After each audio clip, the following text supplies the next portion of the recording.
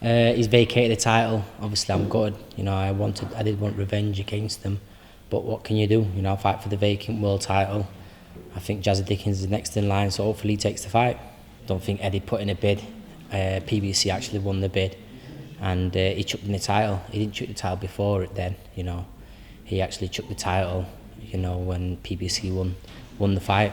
Basically what happened in the meeting is that somebody else came into the Zoom meeting, and another promoter, American, they put a bid in, and Eddie didn't put a bid in, I don't think. So they won the purse bid, but he never got any further than that because Josh Warrington then announced that he'd vacated, so it's kind of knocked everything on the head.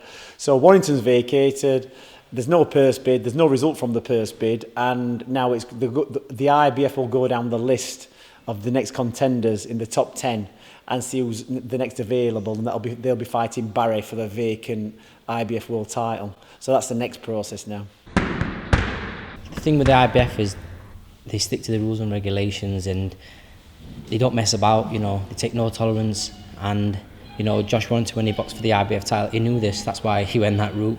You know, that's why most people take the IBF route. I don't know why he was one that wants to go and fight Lara. Since he's boxed me, it's like he's come off a defeat and he's trying to rebuild his confidence. You know, I went in straight in the deep end and boxed, you know, Claudio Morero,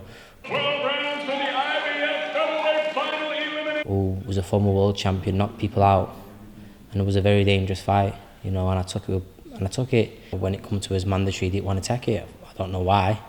You know. So we'll just have to wait and see who's next in line. They'll go down the list. I think Jazza Dickens is number 3, and Filipino kid is number 4, and then it's a Spanish kid. So hopefully one of them take it. Because it was Josh Warrington and Barry, really the only person who'd probably be interested in is British promoters, maybe obviously Eddie Hearn, and maybe Eddie just thought he was the only one in the running because obviously he's been dealing with both fighters.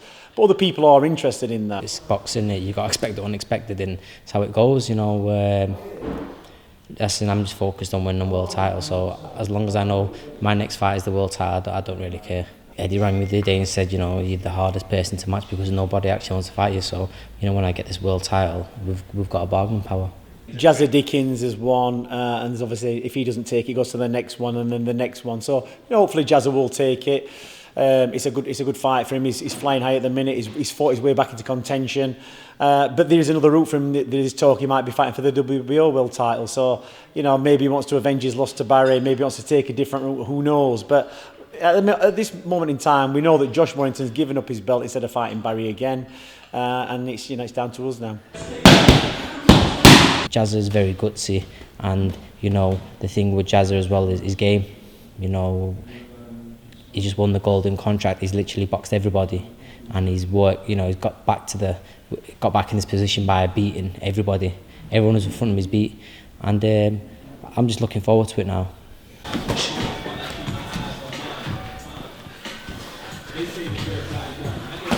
I think me and Jazza must have done at least, you know, probably 50, 60 rounds together sparring.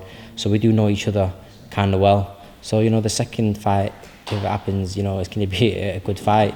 So we'll just have to wait and see. I believe he will win a world title, and, you know, he's definitely a world-class operator. I just believe, you know, I'm just a bit better than him in every department. And it's going to be a hell of a fight. We've got the bases loaded now. We've got Liam Williams in position now, waiting for a purse bid for his world title fight. Well, obviously, we've just sorted this one out with Barry. Willie Hutchinson's fighting for the British and Commonwealth. We've got Robbie Davies Jr. for the European. So there's all, you know, the bases are loaded. It's just a case of now making the fights and getting them over and done with and getting the wins. Exciting times for the gym, you know. We've got me fighting for a world title. We've got Liam Williams fighting for a world title. His purse bid's in 9 days. You know, we've got Willie Hutchinson fighting for the British title. You know, we've got Robbie Davies Jr. fighting for the European title. This gym's absolutely flying at the minute, you know, but it always is anyway. We've always had someone. Never count your chickens, you know, that's what they say. And, you know, they've done the work. It's going to be a good year for us, I think. It's hopefully, you know, we're going to get the crowds back because it'd be great to see those behind crowds. But whichever way it is, these guys are ready.